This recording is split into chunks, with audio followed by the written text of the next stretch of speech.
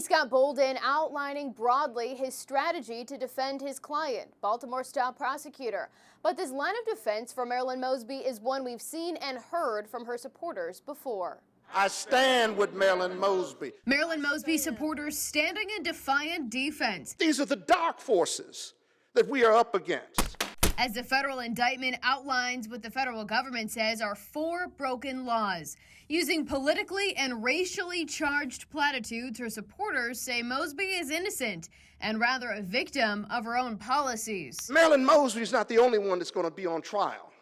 The U.S. Attorney's Office for Maryland is going to be on trial. The criminal justice system and its attacks on black female progressive prosecutors is going to be on trial. Bolden says the investigation is simply to impact the outcome of the next election, while she's in full campaign mode, one Mosby has yet to file for. The use of race as the backbone of a defense is not new for this group of Mosby supporters. In October of 2021, when President Joe Biden was in town, the Biden administration is continuing this prosecution of these black women, zeroing in on the politics at play. But the investigation launched under the Trump administration and continued under the current Biden DOJ. Not lost on the Mosby camp, but the new U.S. attorney in Maryland, who was appointed by Biden and is the first ever African American to hold the position, not enough for these Mosby supporters. Refused to meet with us. While the team says race is at the root of this investigation, they claim it too was at the root of this Baltimore City Inspector General report, combing through Mosby's travel, an investigation the top prosecutor herself asked for.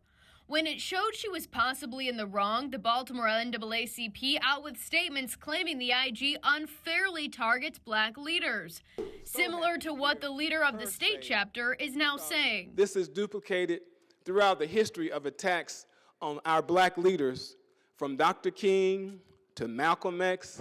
When it comes to the fact-based defense, there are documents to support this. Bolden shies away from specifics. Was it one of her businesses that was negatively impacted? In 2019, Mosby created 3 different companies: Mahogany Travel, Mahogany Elite Consulting, and Mahogany Elite Enterprises, LLC. Mosby claiming the purpose of the companies was to help, quote, underserved black families who don't usually have the opportunity to travel outside of urban cities.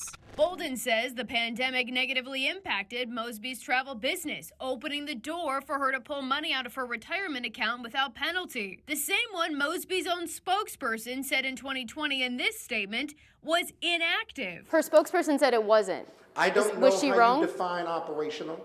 I'm telling you those businesses were running, and they were being pursued, and they were legally on the books. Next question. In which business was it? Next question. Defiance continues when pressed about this tax lien. The $45,000 lien placed on the Mosby's Baltimore home in 2020 for unpaid back taxes. According to the indictment, the IRS sent them each a letter. So you're saying that she didn't open the mail? I looked for the tax lien myself. Could not find it. I have a copy I can show you. I know you do. You know how we found it? We got it from the press. She did not know, she did not lie, and that'll come out at trial.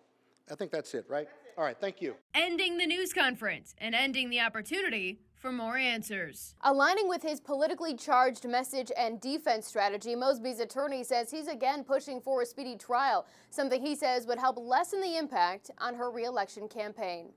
In Baltimore, Mackenzie Frost, Fox 45 News.